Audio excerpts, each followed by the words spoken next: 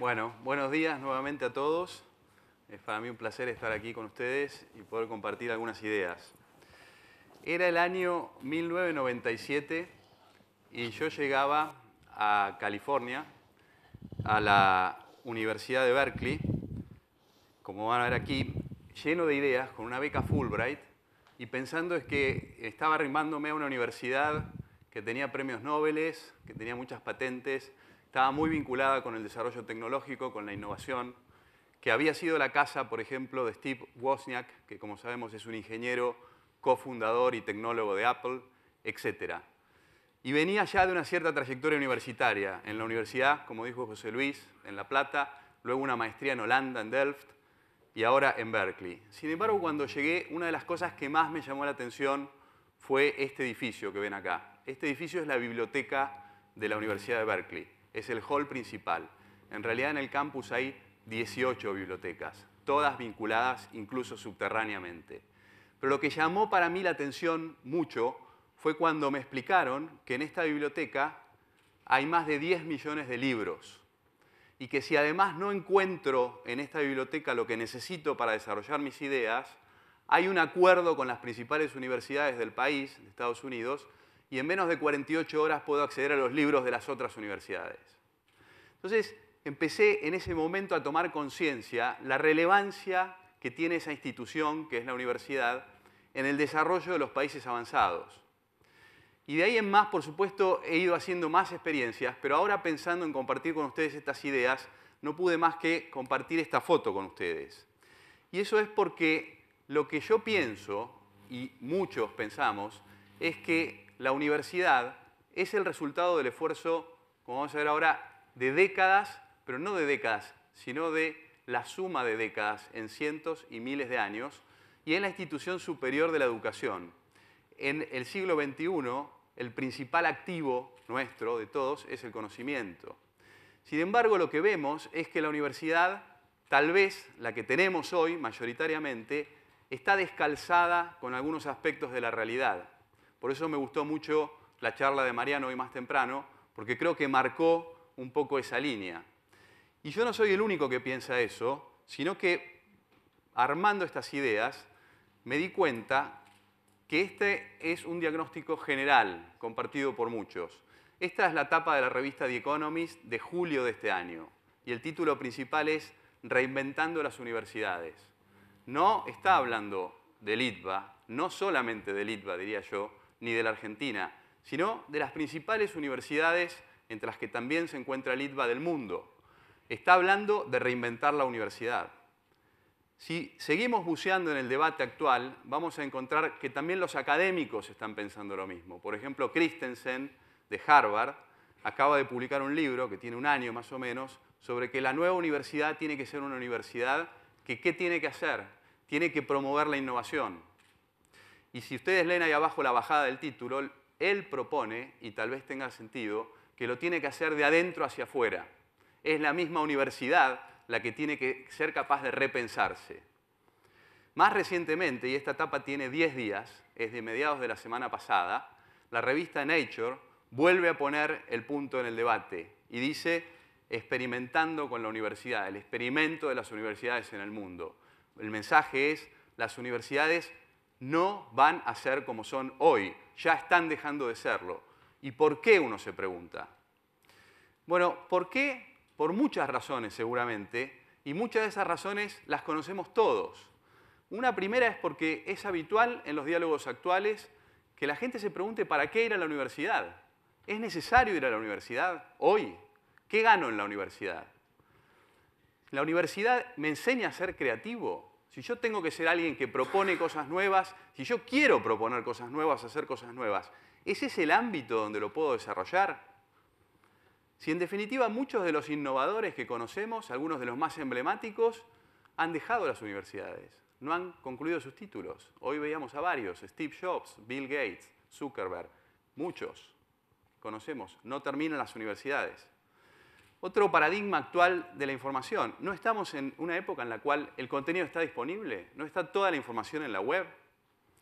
En definitiva, este paradigma, la revolución tecnológica, la revolución digital, ¿no va a cambiar o no cambió ya las universidades? Y en última instancia, ¿las universidades hoy son un motor de innovación de la sociedad o no?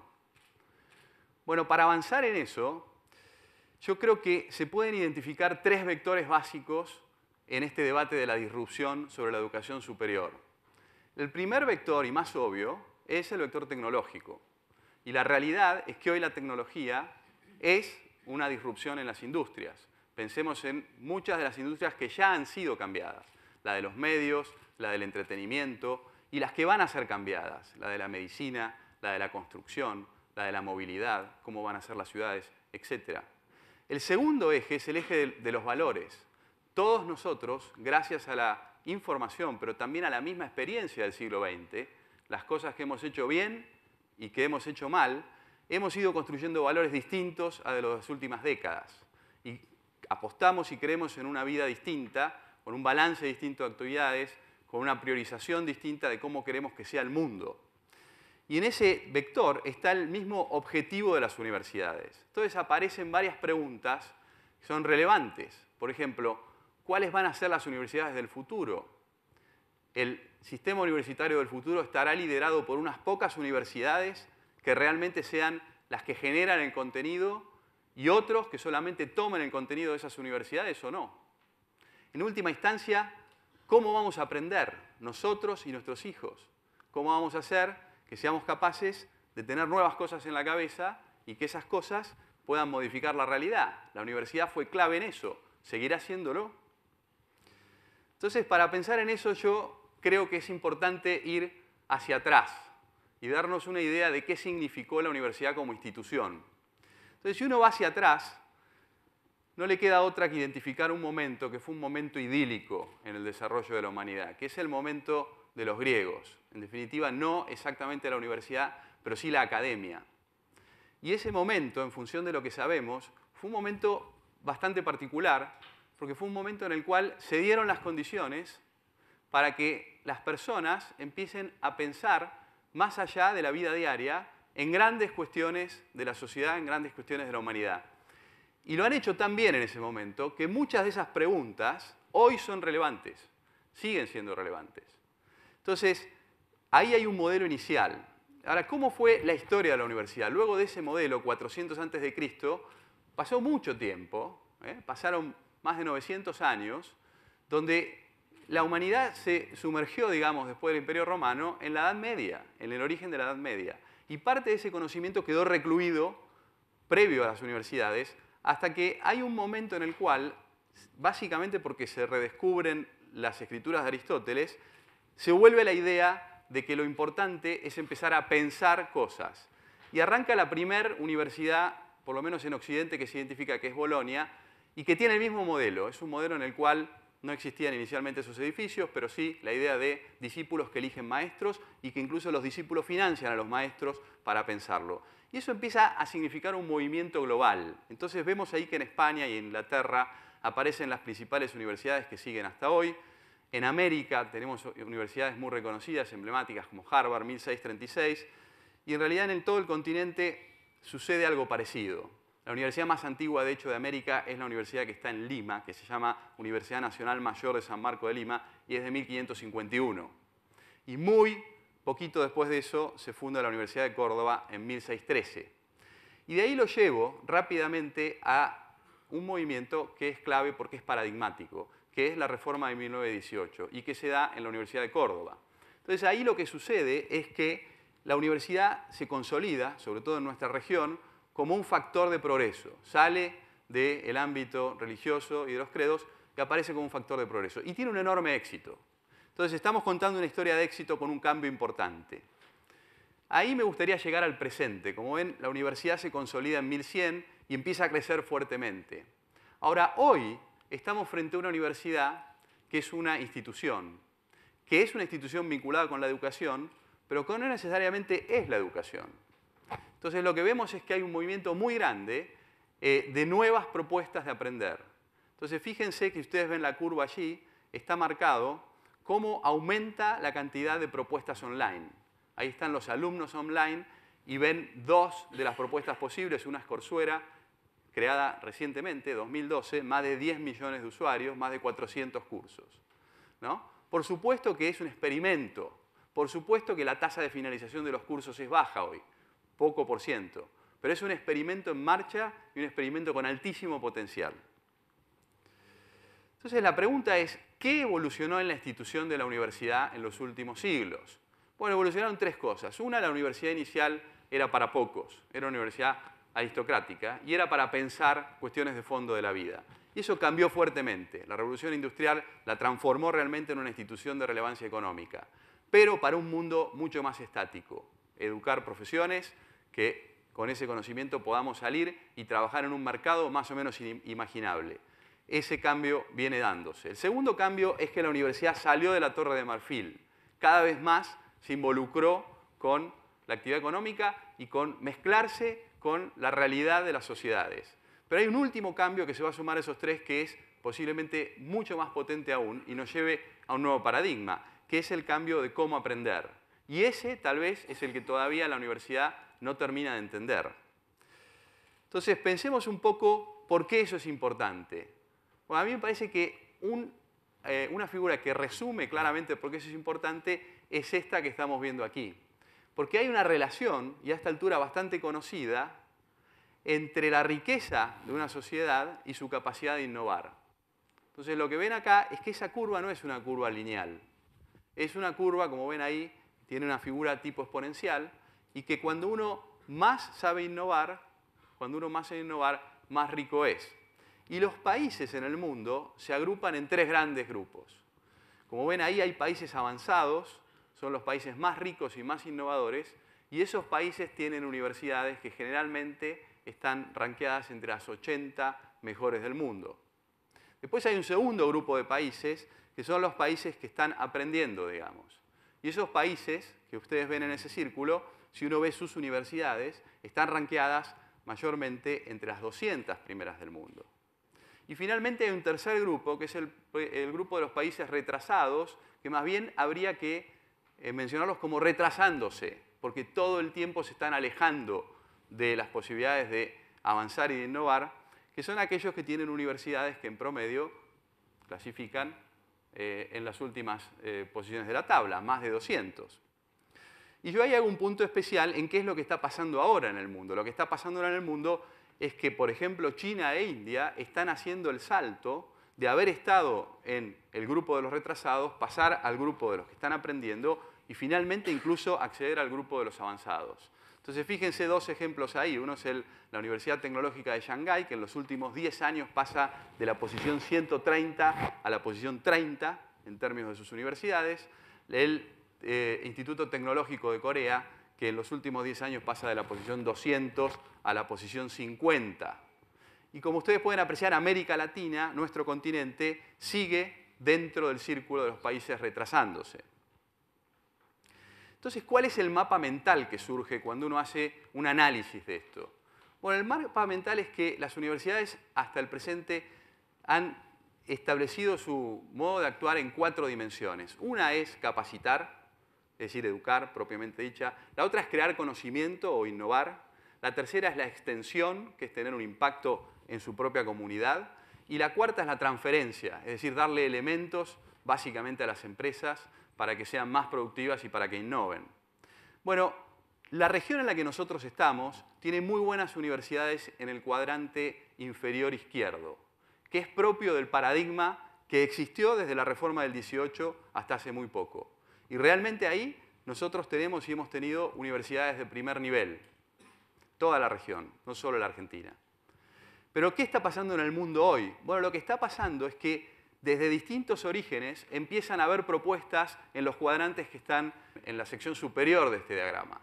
Y esas propuestas, como ven, tienen por un lado instituciones totalmente reconocidas, por ejemplo MIT, las que están en rojo en el cuadrante superior derecho, por ejemplo MIT con el Media Lab, una parte importante y muy innovadora de MIT, que tiene hoy por director a Yoy Ito, siendo Yoy Ito no ya una persona que no tiene un título de posgrado, sino una persona que no tiene un título de grado.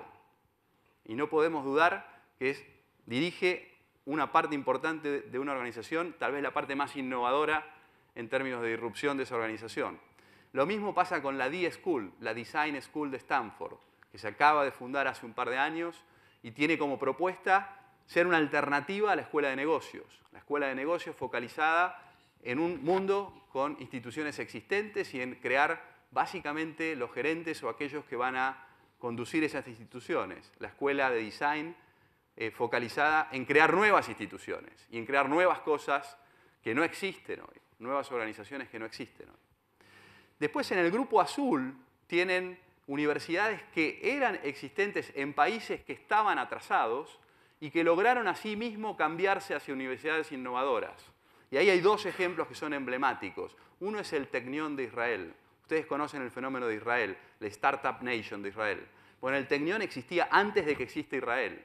Y el Tecnión se transforma en el motor y el principal generador de empresas innovadoras dentro del país. El otro es el Instituto de Tecnología de Corea. Comparar a la Argentina con Corea o América Latina con Corea es realmente entender el potencial que ha tenido esa universidad en el cambio de ese país. Y luego tenemos las propuestas académicas de formación, que nos llevan a pensar en cosas totalmente disruptivas como aulas virtuales, bueno, cursos de los mejores del mundo y, ¿por qué no?, empresas nuevas que no son universidades, pero que van a poder ofrecer propuestas de educación y capacitación, como por ejemplo Google u otras. Entonces la pregunta es, bueno, pero vamos entonces hacia qué modelo, ¿qué es lo que tenemos que pensar? Bueno, y acá está lo que yo creo que seguro está dentro de la propuesta y donde pasa parte de nuestro desafío. Y es que las universidades del futuro definitivamente van a seguir existiendo. Tal vez no las mismas que conocemos hoy, tal vez algunas no entiendan los paradigmas y queden fuera. Las que lo entiendan seguro van a cumplir con algunos de estos requisitos. Uno es que van a ser muy buenas en el conocimiento básico. Nada reemplaza a que te enseñen a pensar. Nada reemplaza a que entiendas qué es lo básico de pensar analíticamente un tema. Conocimiento básico es clave. La segunda es el pensamiento crítico, generar ideas distintas, ser capaz de proponer cosas que otro no propuso. Y eso es clave y ninguna pantalla va a ser posible de transmitir esa experiencia. La tercera es enseñar a innovar, crear un ámbito en el cual se puedan probar las cosas, efectivamente se puedan hacer prototipos que luego eventualmente puedan salir a la realidad y tener o no éxito en el mundo real. En ese sentido, las universidades van a tener que dejar de mirarse a sí mismas y empezar a mirar desafíos y problemas concretos. En eso cumple Ron Clau el vínculo con el sector privado. Entonces, las universidades en todas las regiones del mundo, la nuestra, ¿existirán? ¿Tendremos universidades? ¿Cuáles van a ser? Definitivamente sí, como dije recién, porque tienen que hacer eso que acabo de marcar y seguramente algunas otras cosas que pensemos, pero además porque nada va a reemplazar el potencial de las universidades en términos de su comunidad. Uno innova con otras personas, en relación a otras personas. Nada va a reemplazar el rol de la universidad generando calidad, estableciendo que las cosas realmente son lo que se dice que deben ser. El aprender haciendo es uno de los paradigmas clave a los cuales va a tener que cambiar la universidad, orientarse a los problemas relevantes y finalmente lograr cambiar a las personas. Hubo una encuesta en Harvard que a mí me hizo pensar mucho. Se le preguntó a los principales donantes de Harvard por qué dan plata a Harvard. Y los principales donantes, la mayoría de ellos respondieron porque Harvard tuvo algunos profesores que cambiaron mi vida y me permitieron ser quien soy. Y lo más interesante fue que cuando vieron cuáles eran esos profesores, eran pocos profesores. De manera que una universidad también tiene que lograr tener una comunidad bien elegida de personas que logran cambiar la vida de otras personas. Y habrá que pensar cómo medir eso, medir el impacto no solo en calidad académica, no solo en empleabilidad, sino en cuántos empleos innovadores son capaces de crear aquellos que pasaron por estas universidades. Entonces, mi último mensaje es que lo que yo estoy proponiendo es que necesitamos una nueva reforma universitaria. Y lo digo porque pienso que estamos en el mejor lugar posible para innovar. ¿Por qué? Porque la innovación surge de la necesidad y nosotros tenemos desafíos, pero también requiere de mercados y los próximos mercados van a ser la base de la pirámide. Esos son los países en vías de desarrollo. Allí estamos nosotros. Por último, requiere de capital humano y nosotros tenemos capital humano, de inventiva y de creatividad. La pregunta es, ¿seremos capaces de modificar a la universidad luego de tantos años y transformarla de una universidad pensada para el paradigma industrial a una universidad pensada para el paradigma postindustrial, pensada para la innovación? Veremos si podemos hacerlo. Gracias.